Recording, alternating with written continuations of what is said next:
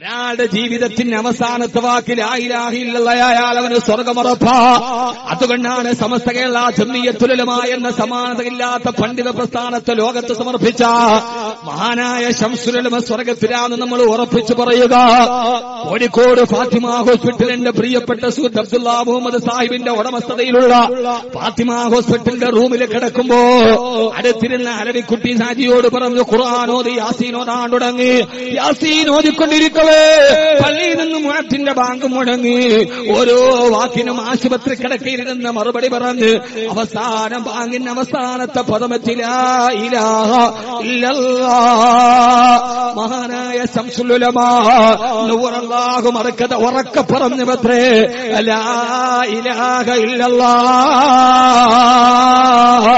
പിന്നെ ശംസുൽ ഉലമായുടെ നാവിൽ നിന്ന് മറ്റൊരു വാക്ക് വന്നിട്ടില്ല.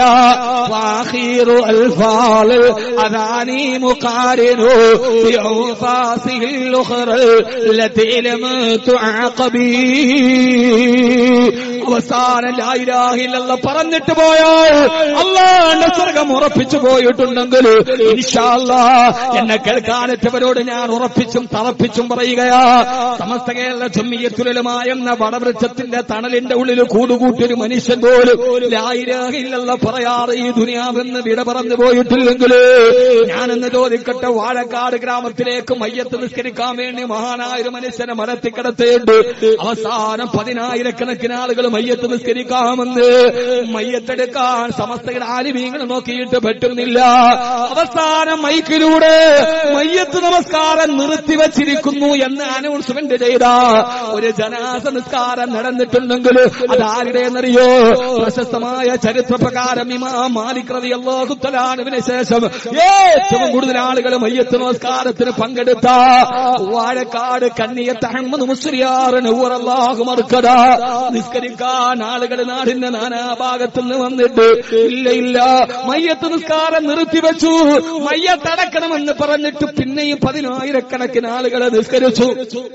ഞാനെന്ന് ചോദിക്കട്ടെ, ഫോട്ടോഷോപ്പ് നടത്തിയിട്ട് ആയിരങ്ങളെ ലക്ഷങ്ങളാക്കി പരസ്യ പ്രചാരണം നടത്തുന്ന അഭിനവകാര സമൂഹത്തോട് ചോദിക്കുകയാ, ഇത് ഫോട്ടോഷോപ്പല്ല, ഇത് വെട്ടിച്ചേർത്തതല്ല, മയ്യത്ത് നിസ്കാരം നിർത്തിവെച്ചു എന്ന് പറഞ്ഞ് ഈ സമസ്തയ്ക്ക് നേതൃത്വം നൽകിയ ബഹുമാനപ്പെട്ട കണ്ണിയത്ത് ഉസ്താദിന്റെ ജനാസയുടെ മുമ്പിലാണെങ്കിൽ ഞാൻ ഖുർആനിലെ കഥ നിങ്ങൾക്ക് ഞാൻ പറഞ്ഞു തരാനാണ് ഇത് പറയാ.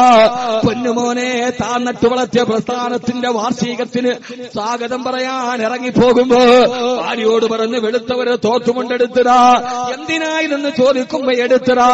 വെളുത്ത തോത്തുമണ്ണ് വാങ്ങിച്ചിട്ട് അരയിൽ കെട്ടി താൻ നട്ട് നനച്ച് വളർത്തിയ പ്രസ്ഥാനത്തിന് വന്ന സുവർണ ജൂബിലിക്ക് വന്ന സമസ്ത കേരള ജംഇയ്യത്തുൽ ഉലമയുടെ സുവർണ ജൂബിലിക്ക് വേണ്ടി വന്ന 12 ലക്ഷത്തോളം ആളുകൾക്ക് സ്വാഗതം പറയാൻ എഴുന്നേറ്റിടക്കുമ്പോ ശരീരം കുടഞ്ഞിട്ട് വയ്യാറായി ആംബുലൻസിൽ പാഞ്ഞു പോകുമ്പോ ആ സ്റ്റേജിൽ നിന്നും വാടിയ ചന്താമരത്തുണ്ട് പോലെ വലത്തോട്ട് തിരിഞ്ഞിട്ട് ആംബുലൻസിൽ പാഞ്ഞു പോകുമ്പോ അവിടെ കിടന്നുകൊണ്ട് ലാ ഇലാഹ ഇല്ലല്ലാഹ്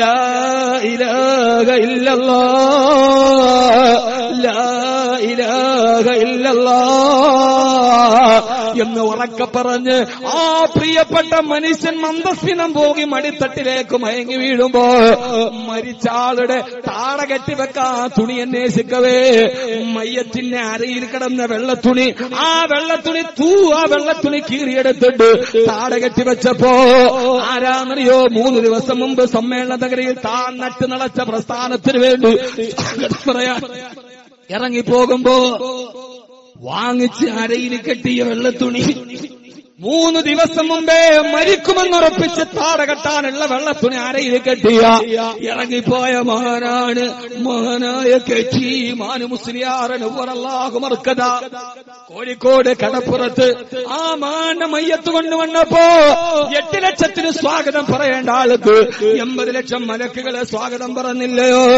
യാ അയ്യത്തുഹൻ നഫ്സുൽ മുത്മഇന്ന ഇർജിഇ ഇലാ റബ്ബികി റാദിയതൻ മർദിയ ഫദ്ഖുലി ഫീ ഇബാദി വദ്ഖുലി ജന്നതി. ഔലിയാക്കളും കറാമത്തും പറഞ്ഞ അത് പറയാൻ സമസ്തയുടെ ആലിമീങ്ങളുടെ കറാമത്ത് പറഞ്ഞു തീരില്ല. അത് അതുകൊണ്ട് ഞാൻ എന്റെ പ്രിയപ്പെട്ട സഹോദരങ്ങളോട് പറയാണ്, ഈ പണ്ഡിത പടയണിയുടെ പുറകിൽ നിൽക്കുന്ന ചെറുപ്പക്കാരാ,